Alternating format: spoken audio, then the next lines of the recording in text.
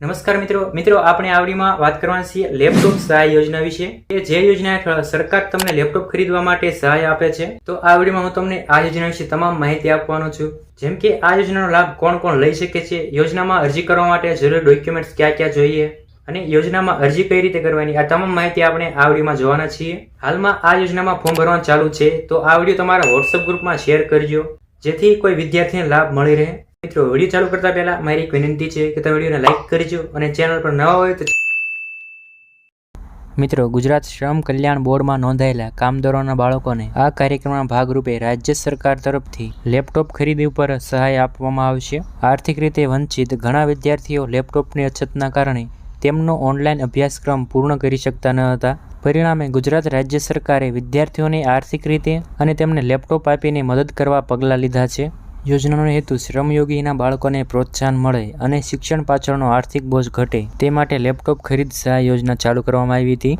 હવે જોઈએ કે આ યોજનાની પાત્રતા અને નિયમો અને શરતો। તો એમાં ધોરણ 12 બોર્ડની પરીક્ષામાં ઉત્તીર્ણ થયેલ અને ઓલ ઓવર 70 કે તેથી વધુ પર્સન્ટાઇલ મેળવનાર વિદ્યાર્થીઓને યોજનાનો લાભ મળવાપાત્ર છે।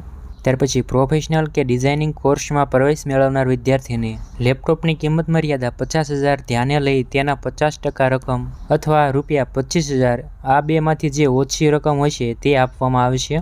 ત્યાર પછી જે વિદ્યાર્થીઓના વાલી ગુજરાત રાજ્યમાં આવેલ કારખાના અથવા સંસ્થામાં કામ કરતા હોય તેમના દ્વારા સંબંધિત વાલીનો છેલ્લા 1 વર્ષથી લેબર વેલફેર ફંડની કચેરી ખાતે ભરવામાં આવતો હોય તેમના બાળકોને જ આ યોજનાનો લાભ મળવાપાત્ર થશે। ત્યાર પછી લેપટોપ વિદ્યાર્થીના નામે ખરીદ કરેલ હોવું જોઈએ। તો મિત્રો આ યોજનાનો લાભ લેવો હોય તો તમારે પહેલાં લેપટોપ ખરીદવાનું, પોતાના પૈસે પહેલાં ખરીદવાનું, ત્યારબાદ આ યોજના હેઠળ સબસિડી મળશે।